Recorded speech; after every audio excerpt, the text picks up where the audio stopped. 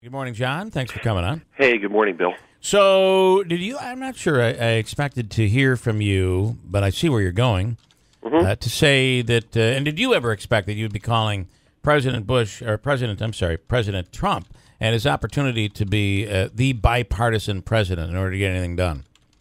Well, there was a question mark after that title, and that actually came from him, and specifically Reince Priebus on Sunday saying with a massive failure of the health care legislation, and it was defeated within the Republican ranks, that the president was going to try to reach out to moderate Democrats, and I just thought that was interesting. I mean, I could have interpreted it as simply a desperate move on the part of the administration that had really been, painted into a corner, but I just thought that it was interesting that it came out and fought and suggested that. I don't think it has any chance or much of a chance for success because Democrats have to ask themselves, what's in it for us?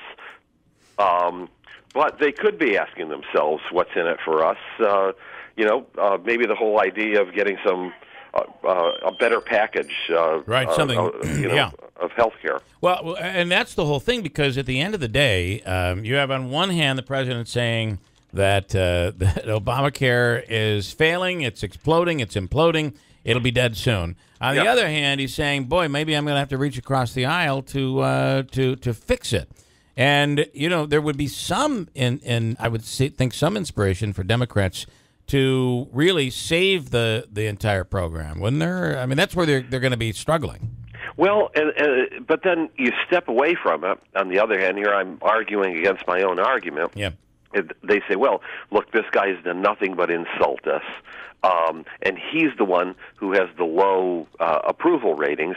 What's in it for us, to join up with someone whose administration is spinning out of control? And the second, let's say, lack of incentive for Democrats are, well, as things stand, we have our legislation, we have our law, and we're not looking for this kind of a compromise. If anything, we want to tweak it. I think, as I write, I think it is an interesting gambit on the part of the president, and as I also point out, I don't see my role as being a personal ideological role. Everything he says, everything he does, the world is going to hell in a handbasket. Right.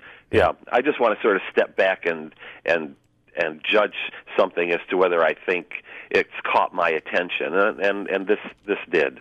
It is interesting, and you do wonder if, because they keep talking about how there could come a point where Republicans feel like the president is not by any means going to help them in these upcoming midterm elections. Hard to believe we're already talking about that.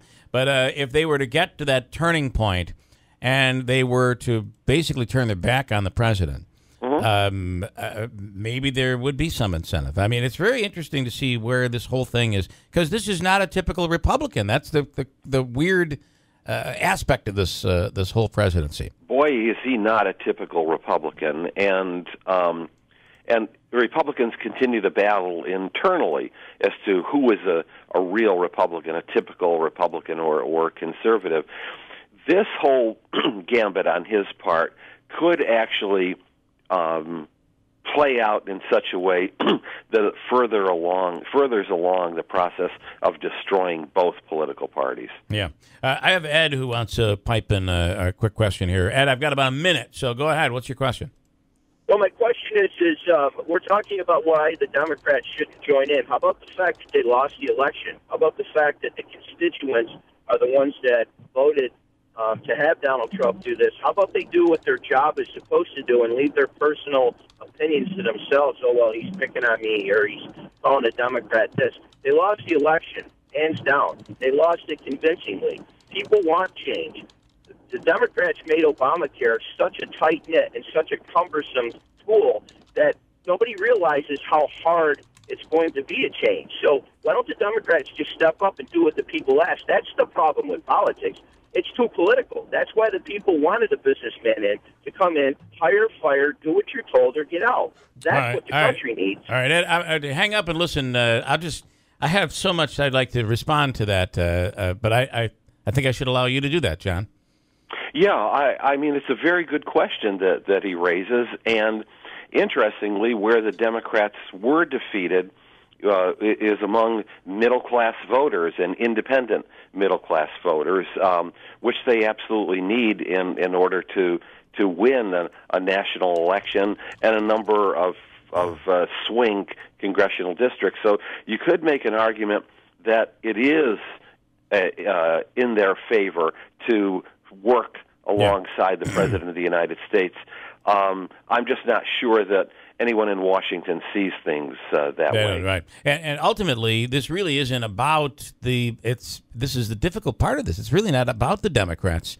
This is about the divide that we just watched happen within the Republican Party and the president. That's really the big story here. That's the thing. If you just step away from this and look at the politics of it,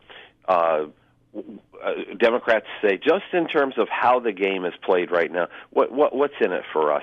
We're watching a guy made a huge promise, couldn't deliver on it. We're watching our opposition, Republicans, all sides, make a promise for 7 years about repealing Obamacare. They couldn't do anything about it. Why don't we just make some popcorn and sit on the sidelines?